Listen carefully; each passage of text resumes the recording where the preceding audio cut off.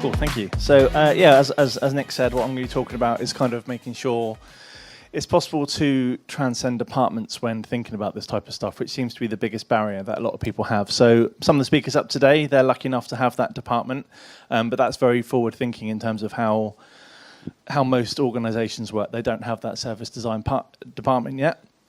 Sometimes it's led by tech, sometimes it could be led by marketing, by operations, and that's a big problem for those people that aren't quite there yet. So I guess what I'm going to be talking about today is how to ensure that customer centricity, that design thinking can transcend departments. I guess from my point of view, as an agency, we're bought in to look at this. So I've seen probably 50 transformation sort of agendas or objectives happening. Like we'd be called in, but it's still not perfect because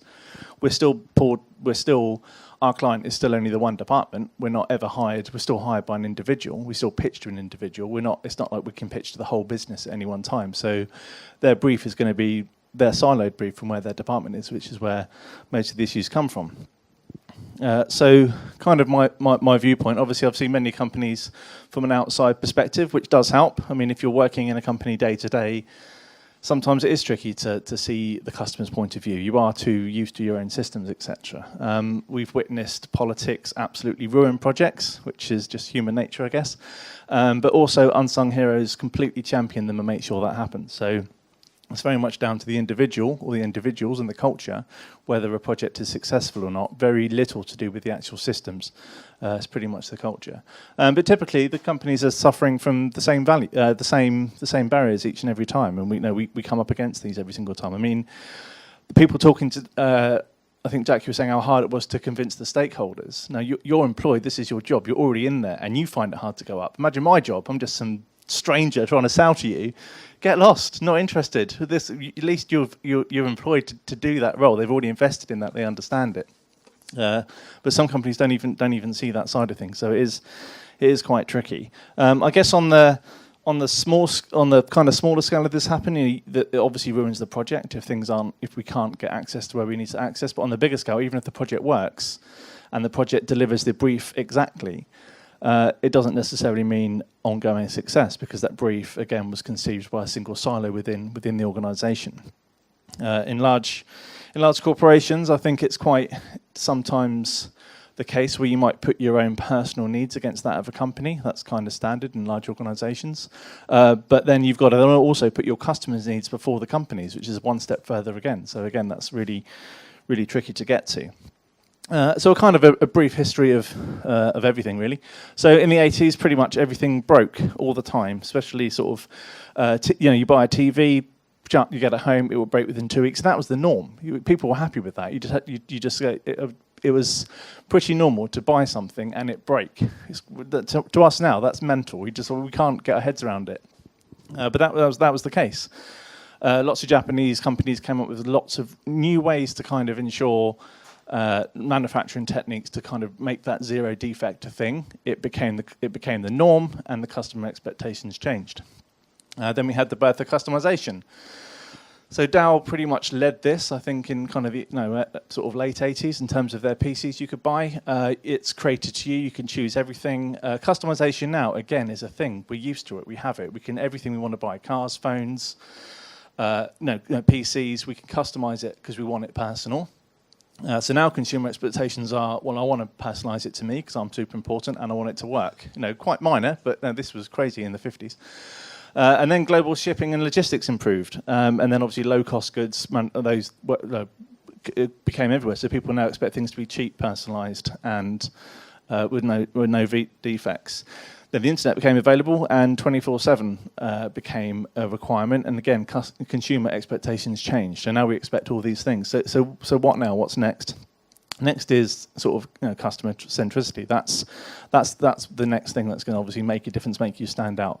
When everything is cheap, when everything works, when everything is personalisable, how else are you going to make sure you stand out against your competition? However, unlike improving production lines, logistics and manufacturing techniques, no single department can create the perfect customer experience. Because no single department has the sole responsibility, authority or influence to create that customer experience. Everyone's got their own kind of siloed view of that all the time. Marketing might have it, operations might have it, tech might have it. Again, no one's really owning that from start to finish, and that's where the issue is. That's where the silos are.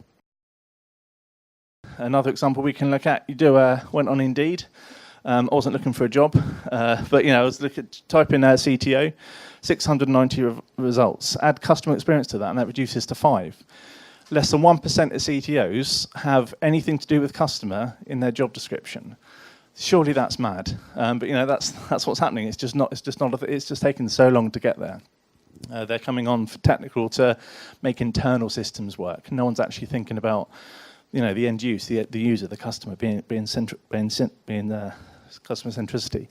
So, well, I'm the 5th person today to put a quote up about what something means. I mean, I think that shows just how early you are, where stage we are. Everyone has to define. So I've got a slightly different take on it. In terms of, I'm not just talking about service design, I'm talking specifically about customer centricity. And obviously it's a way that provides a positive customer experience. And I've also got a slightly different take on Blaze's. You had your iceberg, where the top was the interaction with the business and below was what actually happens in the business. I think from my point of view, the top bit's the same. That's the bit everyone sees and cares about and likes. But the bottom bit is also what the customer is going through when they're not interacting with your business. I think that's a very key point. It's making sure you look at everything. And obviously every service designer's key go-to whenever trying to convince a stakeholder is that quote there, no deck is complete without it. So I guess, who's ever used HelloFresh? Who still uses HelloFresh? Exactly, right. So that is a really, really good example of, the interaction with the company is amazing. If I sign up, the app's great. The marketing to me is great. It knows exactly what I need. The above the iceberg is perfect, but the problems are below the iceberg. The pain for me isn't ordering, isn't choosing where I live, isn't the postcode lookup, isn't saying I'm vegan or whatever. The pain for me is on a Friday when I chuck it all out because I've been away that week, and that's what happens. It's not actually that convenient. The pain point lies with the customer outside of the area for which I guess they're trying to interact. So that's why I think their churn, their 2-month retention is 30%. That drops to 17% after 3. So the people just use it for a couple of weeks, realise I'm just chucking it away every Friday because you can't plan anything, you can't do anything. You're going away for a weekend, you have to chuck it away. You've got to work late, you've got to chuck it away. So that's not being fixed because there's no silo thinking about the customer problem. All of their problems are, if they're sitting at a board meeting, they're probably thinking like, how can I reduce churn? Oh no, let's do a referral. Let's do a marketing campaign to X members. How can I reduce the cost per acquisition because it's costing 30% of our sales? That's how they're looking at things internally from within a business, not think actually about the customer themselves. This is Bill. It probably isn't. I made that name up, but it's obviously Bill, isn't it? So that was. He's just your typical the person the stakeholder that we're all trying to convince. Of course, we're customer centric. Our NPS is 8. Now that's quite a common thing, but again, no. Just because I recommend a company doesn't mean it's customer centric. Doesn't mean I'm loyal to it. I'd recommend a lot of companies, but if something better comes along, I'm gone. I use that. So. I think that's a lot of the things that we're having to deal with. So I guess the only way you are customer centric is when your customers, employees, and your performance says so. So those 3 things, that's what makes you customer centric. You can't just have one initiative and hope to make a difference. You can't confuse customer experience or customer service with customer centricity either. That's a big mistake. So I guess the typical challenges we face in terms of, because it's all pretty much the same. I think this went on quite nicely from what Alberto was saying for the type of tenders that might come out that have happened too far down the line and are thinking way too siloed. So this, obviously as an agency, we get a lot of these tenders come in. So this is the actual brief. So there's a strong sense of community within the game sector, and our websites reflect that by allowing the customer engagement. And then so they're buying features. We want a blog, yawn, product ratings, yawn, what's on guides, yawn, calendars, yawn. Don't assume the customer need by high-level observations. You're coming in too late. You're giving a brief away before you've done any research. most of our projects start like that. We go and try and take it back a step. Sometimes it works, we're kicked out the room. Sometimes it doesn't work, we're kicked out the room. Sometimes it works and we can go back a few steps and make that happen. But I think a lot of RFPs start like that, too far down the line, not thinking about the customer. You're buying features and functions. You're not thinking about what the customer actually needs. Super common. The other one, software upgrade. This is from a CFO. Core functionality, the software required, booking, catering on site, blah, blah, blah. Don't buy functionality, partner with an agency, or invest in your culture to create an experience. They haven't said, I want a nice way I want to be easy to deal with. I want to be easy to book with. They're saying, I want dashboard reporting. So yawn, it's not going to work. So I guess some of the main things, kind of thinking tactically rather than sort of strategically. I mean, most things we had that nice sort of that double diamond diagram earlier with problem and solution, but most things that are kicked off, most initiatives, most projects start with a problem. That's not right. When you're at a problem, you're at minus a number, and you have a solution to get that up to norm, but then you're still at zero. You shouldn't just be fixing problems all the time. Thinking too small or thinking from a particular small area is obviously a big area. So that could be, again, if it's just a silo, if it's just a single department, you're not thinking of the bigger picture at all. Assumption over research, we see that all the time. Thinking from a single point of view, nobody owns the whole customer experience. People just own their silos sort of angle or facet onto the customer experience. It's business, it's not customer-led. Again, that happens a lot. My HelloFresh example, everything is business-led. No one's thinking about what actually helps the customer. I think moving on then, it's kind of very similar to this. So customer centricity. So a lot of it should start here with the leadership. What we're hearing today is kind of starting here, and we're having to push this way. We're having to push leadership to be on side, be on board. That doesn't make sense. We're kind of fighting two fronts at one time. When to get true customer centricity, it needs to come from the leadership. I shouldn't need to be convincing stakeholders who've employed me that employing me was a good idea. Now, surely that's already been thought about. But listening today, that's kind of rarely the case. Understand your customer, design the experience, and this is the first point we can start to think departmental. We can afford to silo it. So empower the frontline staff and systems. Jack obviously perfectly came to that with what you've done. You've empowered the people within Co-op to find the answers, do the questions, and just get on with it, save £500,000. That's great. But you had to fight for that this way, for it to work that way, which is obviously not correct. So yeah, empowering the front line is a huge thing. Metrics that matter. I think people are measuring the wrong stuff. I mean, you don't get feelings, you don't get emotions, you don't get real life customer problems if you're looking at data so much.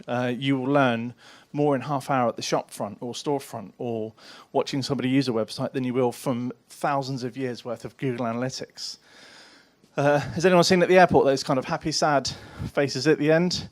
What the fuck do they do with that data? I mean, okay, some people had a bad time, some people had a good time on is that a song? It's like that, they can't do anything with that. I once went through with that, and with my kid, I think he saw some other kid had a Paw Patrol bag. He lost his shit, of course he did, just as I'm going through all that stuff. So he's losing his mind. I've got to carry him, they want to take his shoes off. I've got to hold him in the air. It was the most horrible check-through experience of my life. When I came to the happy, sad thing, I punched that sad face so hard. That's just now a number. That doesn't mean anything. If you were there, you probably could have seen, well, don't take the kid's shoes off or give the kid's shoes back, or, I don't know. There's other ways to fix that. So measure what matters, go to the place and actually see it in real life. You'll learn way much more than Google Analytics. Anyone that says, let me look at your GA to understand your customer, should get shot. You're going to find nothing from that. So the customer experience owner or service design agency or department, a few things. So be present. That's kind of what I've been saying here. So don't look at purchasing history. It's lacking any emotional factors. It's pretty much not going to help. And build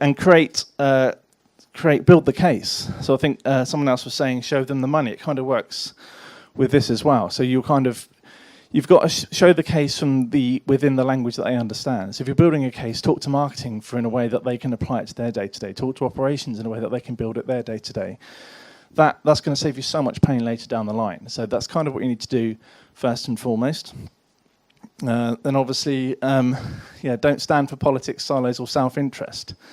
Employees in departments have their own objectives. This is what makes it really, really difficult to push sort of customer centricity to the end. And kind of our job is to be the constant reminder that without doing these little things don't actually mean anything unless the customer is happy or is having a better experience at the end of it. Promote a network structure. Again, that's been said quite a few times today. Share the lines of communication. Train, empower every department to talk to the customers, from operations to marketing to tech to sales. It shouldn't just be marketing and sales that talk to the customer. It needs to be everybody. So we can kind of train people to do that, to have those conversations, because you're changing a culture, not delivering a project. And individual projects don't make a dent. You have to change that culture first.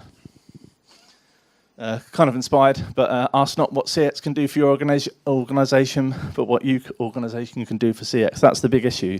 Well, why do we need this? Why do we need that? No, this is what you can do for your customer experience. Think about it the other way around. So I guess to summarise then, when it works really, really well.